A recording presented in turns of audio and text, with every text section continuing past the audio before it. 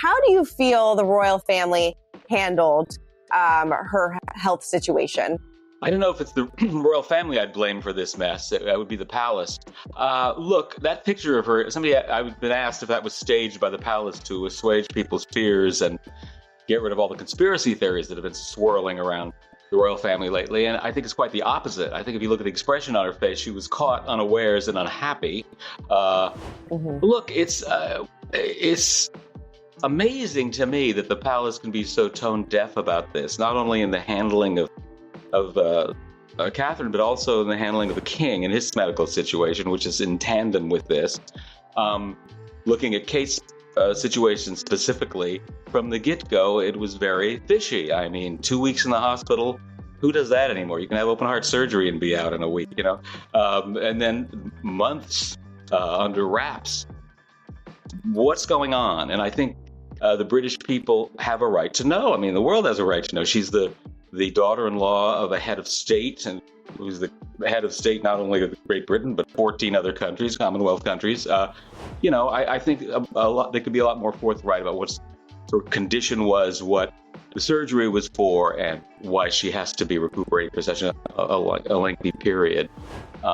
It's just getting worse and worse. This last statement they issued was basically rapping everyone on the knuckles for daring to question them.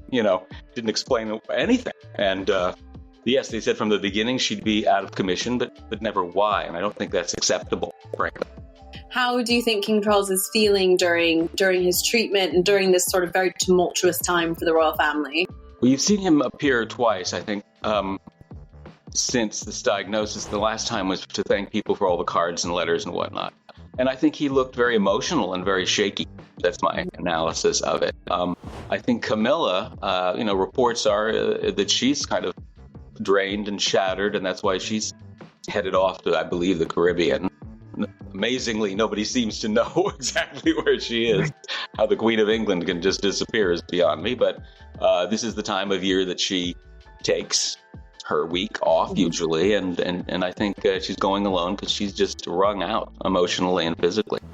Although she has only had 13,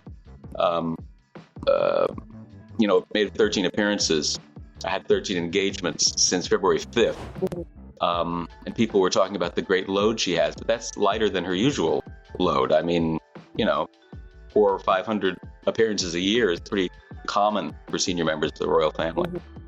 So it's all very suspicious, frankly.